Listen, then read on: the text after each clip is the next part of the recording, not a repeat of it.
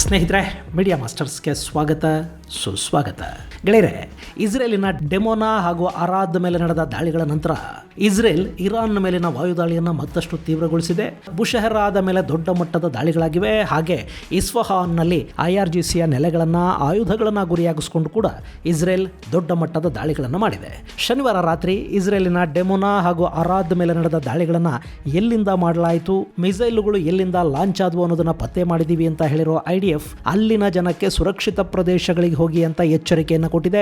ಅದರ ಅರ್ಥ ಇರಾನ್ ಮೇಲಿನ ದಾಳಿಗಳನ್ನು ಮತ್ತಷ್ಟು ದೊಡ್ಡ ಪ್ರಮಾಣದಲ್ಲಿ ಮಾಡುವುದಾಗಿ ಇಸ್ರೇಲ್ ಸೂಚನೆಯನ್ನು ಕೊಡ್ತಾ ಇದೆ. ಹಾಗೆ ಶನಿವಾರ ರಾತ್ರಿಯ ದಾಳಿ ಇರಾನಿನ ಉತ್ಸಾಹವನ್ನು ಹೆಚ್ಚು ಮಾಡಿದೆ. ನಾವೀಗ ಇಸ್ರೇಲಿನ ಆಕಾಶವನ್ನು ಆಳ್ತಾ ಇದ್ದೀವಿ ಅಂತ ಹೇಳ್ಕೊಂಡಿರೋ ಇರಾನ್ ಇಸ್ರೇಲಿನ ಏರ್ ಡಿಫೆನ್ಸ್ ಮತ್ತು ಅದರ ಬಲಹೀನತೆಗಳನ್ನು ಅರ್ಥ ಮಾಡಿಕೊಳ್ಳೋ ಪ್ರಯತ್ನವನ್ನ ನಾವು 3 ವಾರಗಳಿಂದ ಮಾಡಿದ್ವಿ. ಈಗ ಅದು ನಮಗೆ ಗೊತ್ತಾಗಿದೆ, ಇನ್ನು ಇಸ್ರೇಲ್ ಅನ್ನ ಪುಡಿ ಮಾಡ್ತಾ ಹೋಗ್ತೀವಿ ಅಂತ ಹೇಳ್ಕೊಂಡಿದೆ.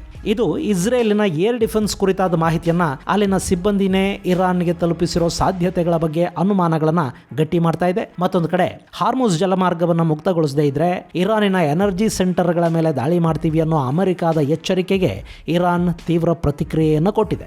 ನಮ್ಮ ಮೇಲೆ ನೀವು ಎಲ್ಲೆಲ್ಲಿ ದಾಳಿ ಮಾಡ್ತಿರೋ ನಾವು ಕೂಡ ನಿಮ್ಮ ಮಿತ್ರರ ಮೇಲೆ ಅಲ್ಲಲ್ಲೇ ದಾಳಿ ಮಾಡ್ತೀವಿ ಅಂತ ಹೇಳಿರೋ ಇರಾನ್ ಅರಬರ ವಿದ್ಯುತ್ ಮತ್ತು ಜಲ ಸಂಸ್ಕರಣಾ ಘಟಕಗಳನ್ನು ಟಾರ್ಗೆಟ್ ಮಾಡ್ಕೊಂಡು ದಾಳಿ ಮಾಡೋ ಎಚ್ಚರಿಕೆಯನ್ನು ಕೊಟ್ಟಿದೆ. ಇರಾನ್ ಹಾಗೇನಾದರೂ ಮಾಡಿದ್ರೆ Kuwait, Qatar, Saudi Arabia, UAE ಸೇರಿದಂತೆ GCC ದೇಶಗಳಲ್ಲಿ ಕುಡಿಯುವ ನೀರಿಗಾಗಿ ಹಾಹಾಕಾರ ಶುರುವಾಗುತ್ತೆ. ಹಾಗಾದ್ರೆ ಇರಾನ್ ಇಸ್ರೇಲ್ ಯುದ್ಧದ ಅಪ್ಡೇಟ್ಸ್ ಏನು?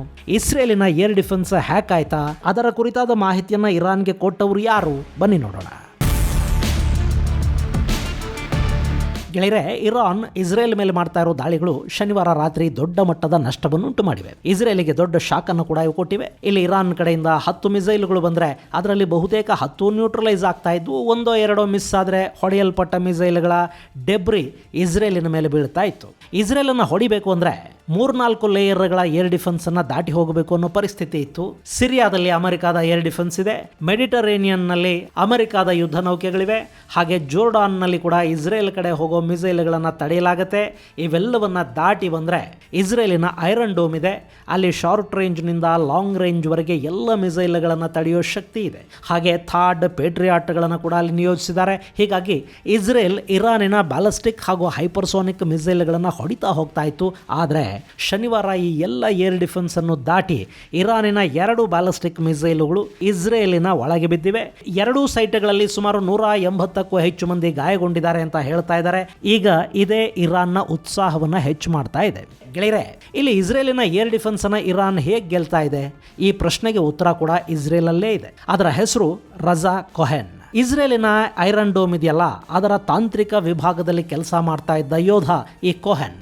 ಈಗ ಇವನನ್ನ ಇಸ್ರೇಲ್ ಅರೆಸ್ಟ್ ಮಾಡಿದೆ. ಮೂಲತಃ ಜೆರೂಸಲೆಂನ ರಜಾ ಕೊಹೆನ್ ಇಂಜಿನಿಯರ್ ಆಗಿದ್ದ. ಜೊತೆಗೆ ಇಸ್ರೇಲಿನ ಈ ಹಿಂದಿನ ಗಾಜಾ ಆಪರೇಷನ್ ನಲ್ಲಿ ಕೂಡ ಇವನು ಭಾಗಿಯಾಗಿದ್ದ. ಅವನನ್ನ ಕಳೆದ ವರ್ಷ ಅಂದ್ರೆ 2025ರಲ್ಲಿ ಇರಾನ್ ಕಾಂಟ್ಯಾಕ್ಟ್ ಮಾಡುತ್ತೆ. ಟೆಲಿಗ್ರಾಮ್ ಚಾನೆಲ್ ಮೂಲಕ ಅವನ ಸಂಪರ್ಕಕ್ಕೆ ಬಂದ ಇರಾನಿನ ಬೇಹುಗಾರರು ಈ ರಜಾನನ್ನ ಟ್ರ್ಯಾಪ್ ಮಾಡ್ತಾರೆ. ಅವನಿಗೆ ಕ್ರಿಪ್ಟೋ ಮೂಲಕ ಹಣ ಕೊಡಲಾಗುತ್ತೆ ಮತ್ತು ಅವನಿಂದ ಇಸ್ರೇಲಿನ ಅತಿ ಮುಖ್ಯ ಡಿಫೆನ್ಸ್ ಮಾಹಿತಿಯನ್ನ ಇರಾನ್ ಪಡ್ಕೊಳ್ತು ಅಂತ ಹೇಳಲಾಗ್ತಾ ಇದೆ. ಇಸ್ರೇಲಿನ ಏರ್ ಡಿಫೆನ್ಸ್ ಹೇಗೆ ಕೆಲಸ ಮಾಡುತ್ತೆ, ಅದನ್ನು ಎಲ್ಲೆಲ್ಲಿ ಇಡಲಾಗಿದೆ, ಯಾವ ಏರ್ ಡಿಫೆನ್ಸ್ ಸಿಸ್ಟಮ್ಗಳು ಅಲ್ಲಿ ಎಷ್ಟೆಷ್ಟಿವೆ, ಅವುಗಳ ಕೆಪಾಸಿಟಿ ಏನು, ಈ ವಾಯು ರಕ್ಷಣಾ ಪಡೆಯ ಕಮಾಂಡ್ ಸೆಂಟರ್ಗಳು ಯಾವುವು, ಅವುಗಳ ಬ್ಯಾಟರಿಗಳನ್ನು ಎಲ್ಲಿಟ್ಟಿದ್ದಾರೆ, ಅದರ ಫ್ರೀಕ್ವೆನ್ಸಿ ಏನು, ಕಡೆಗೆ ಇಸ್ರೇಲ್ ಸ್ಪೇರ್ ಪಾರ್ಟ್ಸನ್ನು ಎಲ್ಲಿಂದ ತಗೊಂಡು ಬರುತ್ತೆ ಅನ್ನೋವರೆಗಿನ ಮಾಹಿತಿಯನ್ನು ಕೂಡ ಈ ರಜಾ ಕೊಹೆನ್ ಇರಾನ್ಗೆ ತಲುಪಿಸಿದ್ದಾನೆ. ಇನ್ನು ಅಲ್ಲಿ ಇಂಥದ್ದೇನೋ ಆಗ್ತಾ ಇದೆ ಅನ್ನೋ ಅನುಮಾನ ಬಂದ ಕೂಡಲೇ ಮೊಸಾದ್ ಹಾಗೂ ಆಂತರಿಕ ಇಂಟೆಲಿಜೆನ್ಸ್ ಏಜೆನ್ಸಿ ಶಿನ್ ಬೆಟ್ ಎಚ್ಚೆತ್ತುಕೊಂಡಿವೆ. ಅಲ್ಲಿ ಕ್ರಿಪ್ಟೋ ಟ್ರಾನ್ಸಾಕ್ಷನ್ಗಳನ್ನು ಗಮನಿಸಿದಾಗ ಈ ಜೆರೂಸಲೆಂನ ರಜಾ ಕೊಹೆನ್ ಬಗ್ಗೆ ಅನುಮಾನಗಳು ಬಂದಿವೆ. ಅವನನ್ನ ಡಿಸೆಂಬರ್ 2025ರ ಅಂತ್ಯದ ವೇಳೆಗೆ ಶನ್ಬೆಟ್ ತನ್ನ ವಶಕ್ಕೆ ತಗೊಳ್ಳುತ್ತೆ.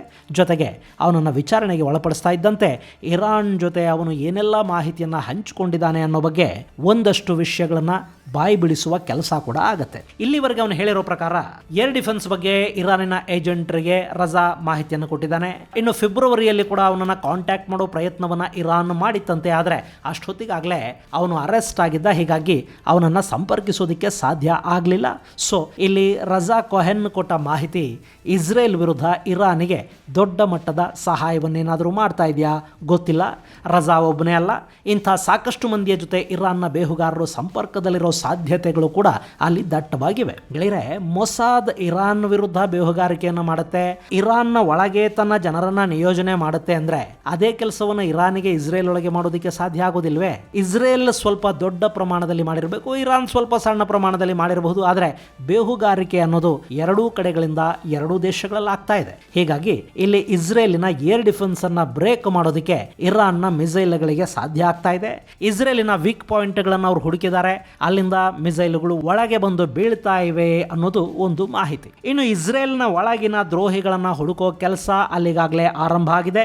ಒಂದಷ್ಟು ಜನರನ್ನ ಅವರು ಬಂಧಿಸುವ ಕೆಲಸಕ್ಕೂ ಮುಂದಾಗಿದ್ದಾರೆ. ಮತ್ತೊಂದು ಕಡೆ ಹಾರ್ಮುಜ್ ಮೇಲಿನ ದಾಳಿಗಳನ್ನ ನಿಲ್ಲಿಸಿ ಅದನ್ನು ಮುಕ್ತ ಸಂಚಾರಕ್ಕೆ ಬಿಟ್ಟುಕೊಡಿ ಅಂತ ಟ್ರಂಪ್ ಇರಾನ್ಗೆ ಎಚ್ಚರಿಕೆಯನ್ನು ಕೊಟ್ಟಿದ್ದಾರೆ. ಅದಕ್ಕಾಗಿ 48 ಗಂಟೆಗಳ ಸಮಯಾವಕಾಶವನ್ನು ಕೊಟ್ಟಿರೋ ಟ್ರಂಪ್ ಹಾರ್ಮುಜ್ ಮುಕ್ತಗೊಳ್ಳದೇ ಇದ್ರೆ ಇರಾನಿನ ವಿದ್ಯುತ್ ಘಟಕಗಳನ್ನ ಗುರಿಯಾಗಿಸಿಕೊಂಡು ದಾಳಿ ಮಾಡ್ತೀವಿ ಅನ್ನೋ ಎಚ್ಚರಿಕೆಯನ್ನು ಕೊಟ್ಟಿದ್ದಾರೆ. ಆದರೆ ಇದರ ಬಗ್ಗೆ ಇರಾನ್ ಹೆಚ್ಚು ತಲೆ ಕೆಡಿಸ್ಕೊಳ್ಳೋದಕ್ಕೆ ಹೋಗಿಲ್ಲ. ಈ ಬಗ್ಗೆ ಪ್ರತಿಕ್ರಿಯೆಯನ್ನು ಕೊಟ್ಟಿರುವ ಇರಾನ್, ನಾವು ಅಮೆರಿಕಾದ ಮಿತ್ರರಿಗೆ, ನಮ್ಮ ಶತ್ರುಗಳಿಗೆ ಬಿಟ್ರೆ ಬೇರೆಲ್ಲ ದೇಶಗಳಿಗೂ ಮುಕ್ತವಾಗಿ ಸಂಚರಿಸೋದಕ್ಕೆ ಹಾರ್ಮುಜ್ ಅಲ್ಲಿ ಅವಕಾಶವನ್ನು ಕೊಟ್ಟಿದ್ದೀವಿ, ನಾವೆಲ್ಲೂ ಹಾರ್ಮುಜ್ ಅನ್ನು ಬಂದ್ ಮಾಡೋದಕ್ಕೆ ಹೋಗಿಲ್ಲ ಅಂತ ಹೇಳ್ಕೊಂಡಿದೆ. ಹಾಗೆ ಅಮೆರಿಕ ನಮ್ಮ ಇಂಧನ ಕೇಂದ್ರಗಳು, ವಿದ್ಯುತ್ ಘಟಕಗಳನ್ನ ಗುರಿ ಮಾಡಿಕೊಂಡು ದಾಳಿ ಮಾಡಿದ್ರೆ ಅರಬ್ ದೇಶಗಳಲ್ಲಿ ನಾವು ಕೂಡ ಅದನ್ನೇ ಮಾಡ್ತೀವಿ. ಅಲ್ಲಿ ನಮ್ಮ ಕೈಗೆಟುಕದ ಪ್ರದೇಶ ಅಥವಾ ನಮ್ಮ ಕೈಗೆಟುಕದ ಇನ್ಫ್ರಾಸ್ಟ್ರಕ್ಚರ್ ಅಂತ ಯಾವುದೂ ಇಲ್ಲ ಅಂತ ಇರಾನ್ ಹೇಳ್ಕೊಂಡಿದೆ. ಅರಬ್ ದೇಶಗಳಲ್ಲಿನ ಎನರ್ಜಿ ಕೇಂದ್ರಗಳನ್ನ ಹಾಗೆ ಅವರ ಜಲ ಶುದ್ಧೀಕರಣ ಘಟಕಗಳನ್ನ ಗುರಿಯಾಗಿಸಿಕೊಂಡು ದಾಳಿ ಮಾಡೋದಾಗಿ ಇರಾನ್ ಕೂಡ ಬೆದರಿಕೆಯನ್ನು ಒಡ್ಡುತ್ತಾ ಇದೆ. ಸ್ನೇಹಿತರೆ, ನೀವು ನಿಮ್ಮದೇ ಆದ ಯೂಟ್ಯೂಬ್ ಚಾನಲ್ ಅನ್ನ ಮಾಡಬೇಕು ಅಂತ ಅಂದ್ಕೊಂಡಿದ್ರೆ ಅಥವಾ ಈಗಾಗಲೇ ಚಾನಲ್ ಅನ್ನು ಮಾಡಿ ಅದನ್ನ ಹೇಗೆ ಮುಂದುವರಿಸಬೇಕು ಅನ್ನೋದು ಗೊತ್ತಾಗದೆ ಗೊಂದಲದಲ್ಲಿದ್ರೆ ನಿಮಗಾಗಿನೇ ಯಥಾ ಪ್ರಕಾರ ಇದೇ ತಿಂಗಳ 27, 28, 29ನೇ ತಾರೀಕು ನಾವು ಯೂಟ್ಯೂಬ್ ತರಬೇತಿ ಕಾರ್ಯಾಗಾರವನ್ನ ನಿರ್ವಹಿಸ್ತಾ ಇದ್ದೀವಿ.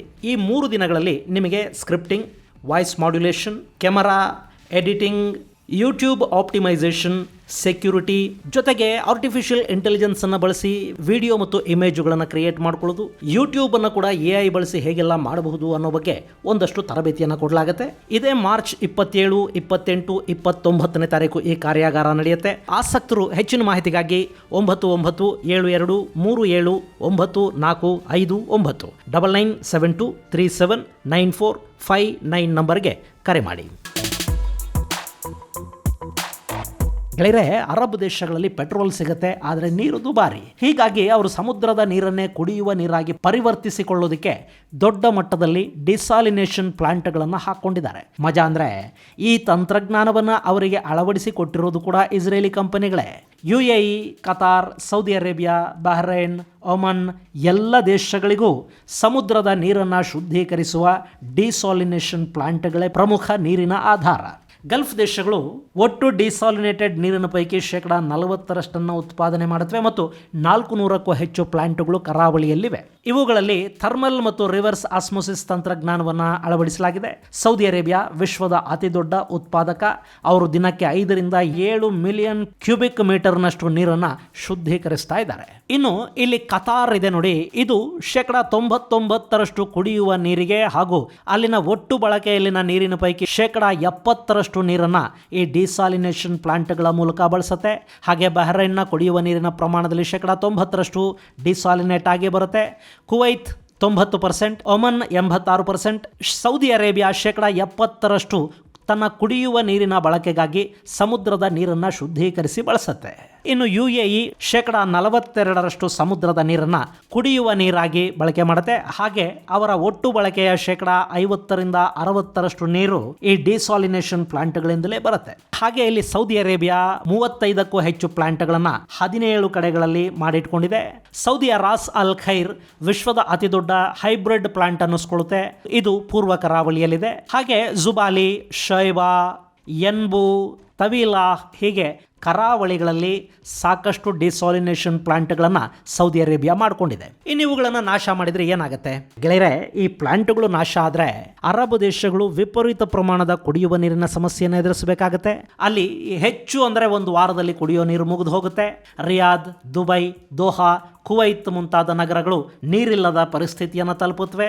ಇನ್ನು UAE 45 ದಿನಗಳ ಸ್ಟೋರೇಜ್ ವ್ಯವಸ್ಥೆಯನ್ನು ಹೊಂದಿದೆ. ಆದರೆ ಉಳಿದ ದೇಶಗಳಲ್ಲಿ ಆ ವ್ಯವಸ್ಥೆ ತುಂಬಾನೇ ಕಡಿಮೆ ಇದೆ. ಇನ್ನು ಶುದ್ಧ ಕುಡಿಯುವ ನೀರಿನ ಅಭಾವ ಉಂಟಾದ್ರೆ ಅಲ್ಲಿ ನಾನಾ ರೀತಿಯ ಆರೋಗ್ಯ ಸಮಸ್ಯೆಗಳು ಕೂಡ ಶುರುವಾಗುತ್ತವೆ. ಅಲ್ಲಿನ ಪರಿಸರದ ಮೇಲೆ ಕೂಡ ಇದರ ಪ್ರಭಾವ ಉಂಟಾಗುತ್ತೆ. ಹೀಗಾಗಿನೇ ಇರಾನ್ ಅರಬ್ ದೇಶಗಳನ್ನೀಗ ನೀರಿನ ಹೆಸರಲ್ಲಿ ಬೆದರಿಸ್ತಾ ಇದೆ. ಸೊ ನಮ್ಮ ವಿದ್ಯುತ್ ಪ್ರಸರಣ ವ್ಯವಸ್ಥೆಯನ್ನ ನೀವು ನಾಶ ಮಾಡಿದ್ರೆ ನಿಮ್ಮ ಕರೆಂಟು ನೀರು ಎರಡನ್ನೂ ನಾವು ಕಿತ್ಕೊಂಡು ಬಿಡ್ತೀವಿ ಅಂತ ಇರಾನ್ ಎಚ್ಚರಿಕೆ ಕೊಡ್ತಾ ಇದೆ. ಇನ್ನು ಯುದ್ಧದ ಸಂದರ್ಭಗಳಲ್ಲಿ ಸಾರ್ವಜನಿಕ ಮೂಲಭೂತ ಸೌಕರ್ಯಗಳಿಗೆ ಧಕ್ಕೆ ತಂದ್ರೆ ಅದು ಯುದ್ಧ ನಿಯಮಗಳ ಉಲ್ಲಂಘನೆ ಅನ್ನಿಸ್ಕೊಳ್ಳುತ್ತೆ. ಯುದ್ಧಾಪರಾಧ ಅಂತ ಅದನ್ನು ಪರಿಗಣಿಸಬೇಕಾಗತ್ತೆ. ಆದರೆ ಗೆಳೆಯರೆ, ಯಾವುದೇ ಯುದ್ಧದಲ್ಲಿ ನಿಯಮಗಳು ಅನ್ವಯ ಆಗೋದು ಯುದ್ಧ ಆರಂಭಕ್ಕೆ ಮೊದಲು, ಆರಂಭ ಆದ ಹೊಸ್ತರಲ್ಲಿ ಮಾತ್ರ. ಆ ನಂತರ ಅಲ್ಲಿ ಎಲ್ಲ ನಿಯಮಗಳನ್ನು ಎಲ್ಲರೂ ಮುರಿತಾ ಹೋಗ್ತಾರೆ. ಹೀಗಾಗಿ ಇರಾನ್ ಸಂಘರ್ಷದ ಮುಂದಿನ ಹಂತ ಯಾರನ್ನ ಯಾವ್ಯಾವ ಸಮಸ್ಯೆಗಳಿಗೆ ಈಡು ಮಾಡುತ್ತೆ ಅನ್ನೋದು ಇಲ್ಲಿ ಅತ್ಯಂತ ಕುತೂಹಲವನ್ನು ಉಂಟು ಮಾಡ್ತಾ ಇದೆ. ಇದು ಗೆಳೆಯರೆ ಇರಾನ್ ಇಸ್ರೇಲ್ ಸಂಘರ್ಷಕ್ಕೆ ಸಂಬಂಧಪಟ್ಟ ಒಂದಷ್ಟು ಅಪ್ಡೇಟ್ಸ್. ಮುಂದಿನ ಸಂಚಿಕೆಯಲ್ಲಿ ಮತ್ತಷ್ಟು ವಿಶೇಷಗಳ ಜೊತೆ ಮತ್ತೆ ಭೇಟಿಯಾಗೋಣ. ಅಲ್ಲಿವರೆಗೆ ಜೈ ಹಿಂದ್, ಜೈ ಕರ್ನಾಟಕ.